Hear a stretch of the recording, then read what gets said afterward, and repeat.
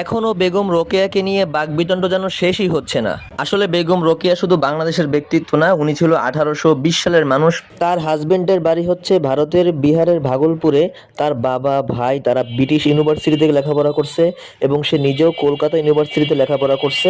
সে তার হাজবেন্ডের মাধ্যমে অনেক বই পুস্তক পড়তো এবং তার মাধ্যমে সে অনেকগুলো ভাষা আয়ত্ত করছে, উর্দু, ফার্সি, আরবি, ইংরেজি। তার বাপ ভাইয়ের শিক্ষা দীক্ষা ছিল ব্রিটিশ কেন্দ্রিক, আর এজন্য তাদের ব্রিটিশদের সাথে আনাগোনাও ছিল। তাই তাদের মনোভাবও ছিল ওই ব্রিটিশ কেন্দ্রিক পশ্চিমা বিশ্বের অনুসারীদের মতো। তো এখন মূল কথায় আসা যাক। ওনার প্রবন্ধ পড়ে যা দেখলাম, উনি পর্দা নিয়ে প্রচুর পরিমাণ কটাক্ষ করছে। বোরখা পরলে নাকি চুরি করা যায়, ডাকাতি করা যায়, এগুলো ডাকাতির মুখোশ, আরো নানান ধরনের কথা আর কি। নবীদের নিয়ে ওনার বিশেষ অ্যালার্জি দেখলাম। নবীদেরকে উনি মানতে চায় না, বা ওই নবীরা নাকি হাকিকি নবী কি নাই নিয়ে ওনার সন্দেহ আছে। ওই যুগের মানুষ তত লেখাপড়া জানতো না, দুই একজন জানতো, তারাই নিজেদেরকে নবী দাবি করতো। এমনকি আদম এবং হাওয়া আলাহিসাল্লামের ব্যাপার নিয়ে ওনার অনেক মন্তব্য আছে।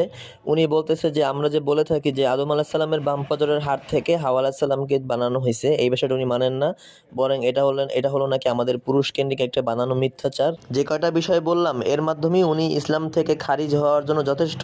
এখন মা বোনদেরকে বলছি, আপনারা কাকে আপনাদের জীবনের মুখপাত্র বানাবেন, আইডল বানাবেন, সেটা আপনার বিষয়। তবে একটা বিষয় মাথায় রাখবেন, আম্মাজান আয়েশা রাদিয়াল্লাহু আনহা সে কিন্তু হাদিসের হাফেজ ছিলেন। সাহাবায়ে কেরাম যে সমস্ত মাসালা সমাধান করতে পারতেন না, তখন আয়েশা রাদিয়াল্লাহু আনহার কাছে আয়েশাই কিন্তু তারা সমাধান করত। বেগম রোকেয়ার মতে ধর্ম হচ্ছে নারীদের উন্নতর ক্ষেত্রে প্রতিবন্ধক। তাহলে তারা কিভাবে ধর্মের গণ্ডির ভিতরে থেকেই যুদ্ধ পরিচালনা করছে, সুশিক্ষায় উচ্চতর ডিগ্রি অর্জন করেছে?